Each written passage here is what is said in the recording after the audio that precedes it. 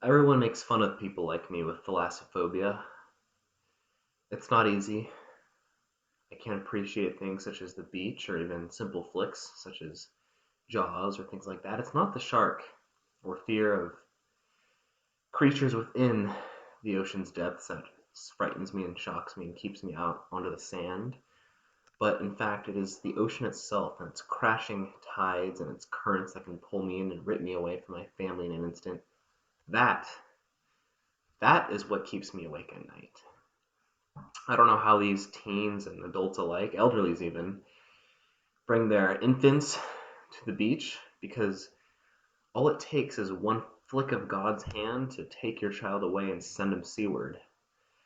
20,000 leagues under the sea would be a nightmare for me to experience. I can't imagine myself locked in such a small space, not because of claustrophobia, but because of the aforementioned thalassophobia, which I do have.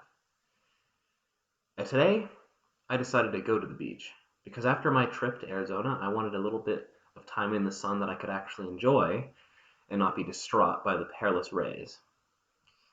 Now, obviously, I didn't go within the ocean. I put my feet are the limit. I will dip my toes and wade a little bit, but if my trunks, I can get a splash on them, it's time to head back out.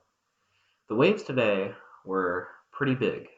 They were about maybe meter and a half high from my estimate, and there were several courageous souls out there surfing, as they always are, and at least the surfboard is buoyant. I can understand having a board out there to keep you afloat, but to all the people who risk their lives, who just wade and play and splash around in the ocean, tossing footballs and whatnot, that is something I cannot understand.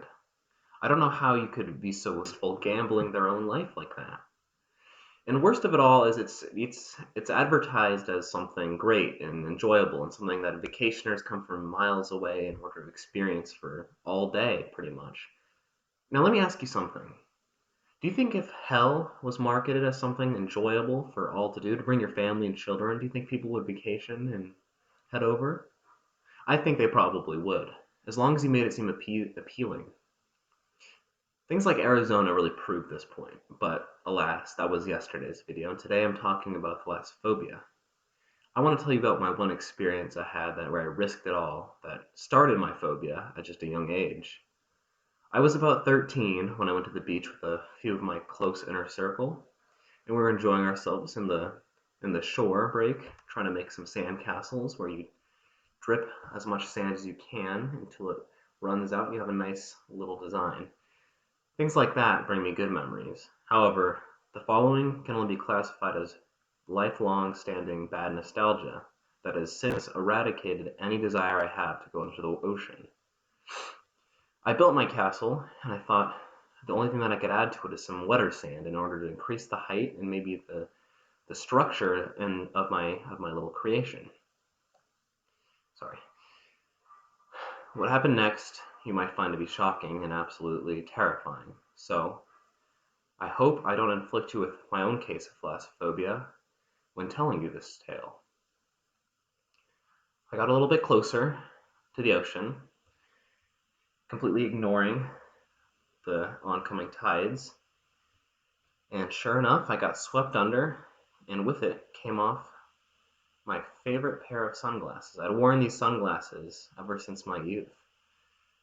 And to lose a pair of sunglasses so precious, so valuable, I might add, is really heartbreaking and is something I can't risk happening again because I cannot wear contacts. I have to wear these. These are a medical condition. I cannot touch my eye. I've tried many times, but that's a phobia for another day.